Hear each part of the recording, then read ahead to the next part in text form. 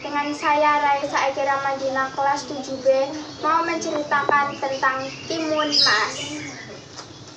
Di sebuah kampung di Jawa Tengah, hiduplah seorang janda parubaya yang bernama Mbok Sri. Ia hidup sendiri semenjak ditinggal mati suaminya beberapa tahun silam. Kesendirian Mbok Sri ini ingin mempunyai seorang anak. Mbok Sri selalu berdoa kepada Tuhan Yang Maha Kuasa agar dikaruniai seorang anak. Pada malam hari, Mbok Sri bermimpi. Dia bermimpi bertemu dengan sesosok raksasa besar yang menyuruhnya pergi ke hutan untuk mencari sebungkus kain putih yang berisi biji mentimun. Di pagi harinya, Mbok Sri pergi ke hutan tempat ia biasa mencari kayu bakar. Mbok Sri sangat penasaran dengan mimpinya tadi malam.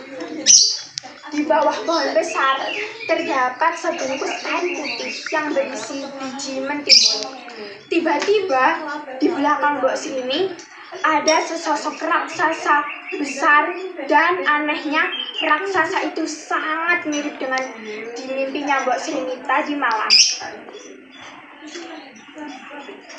Raksasa itu berkata, jika biji mentimun itu sudah tumbuh menjadi mentimun yang sangat besar dan sudah tumbuh menjadi anak, maka raksasa akan menyantapnya.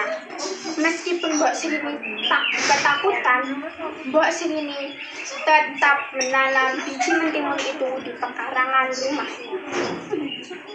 Biji mentimun itu disiram dan dirawat sehingga menjadi buah mentimun yang sangat besar. Ketika buah mentimun itu sudah matang, Mbok Sri membawa buah mentimun itu untuk dibawa ke dalam rumah. Ketika dibuka, isi buah mentimun itu adalah seorang bayi manusia. Lantas Mbok Sri menamainya Timun Mas. Timun Mas tumbuh menjadi seorang gadis yang cantik, pintar, dan baik hati. Saking sayangnya ke Timun Mas, Mbok Sri lupa harus menyerahkan Timun Mas ke raksasa jahat untuk disantap. Waktu telah tiba. Raksasa jahat menghampiri Mbok Sri untuk meminta Timun Mas agar segera diberikan kepadanya. Mbok Sri meminta perpanjangan waktu sekitar 3 hari lagi. Alasannya, Timun Mas sedang sakit, maka dagingnya tidak enak untuk dimakan. Raksasa memenuhi apa kata Mbok Sri. Tapi raksasa juga berkata, nanti kalau Timun Mas tidak diserahkan ke raksasa, maka Mbok Sri lah yang jadi gantinya. Mbok Sri meminta bantuan kepada petapa sakti yang tinggal di atas gunung. Petapa itu memberikan sebungkus kain putih yang berisi biji mentimun, jarum, dan terasi.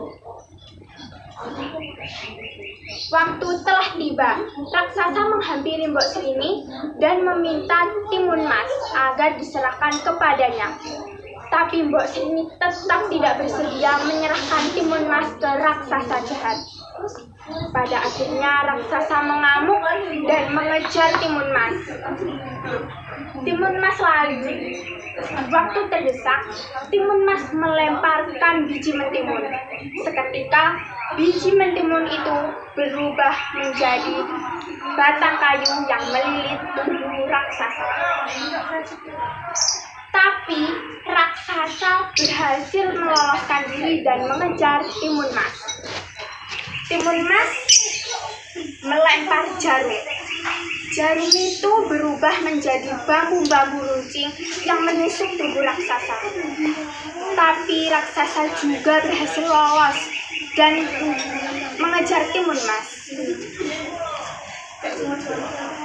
Bungkusan terakhir, Timun Mas menaburkan terasi ke raksasa. Terasi itu menjadi lumpur dan disitulah raksasa menemukan ajalnya. dan Mbok Srini hidup dengan bahagia. Makna dari cerita ini adalah jangan mudah berjanji kepada orang lain kalau kamu tidak bisa menepati janji kamu tadi, karena janji adalah hutang. Sekian cerita dari saya.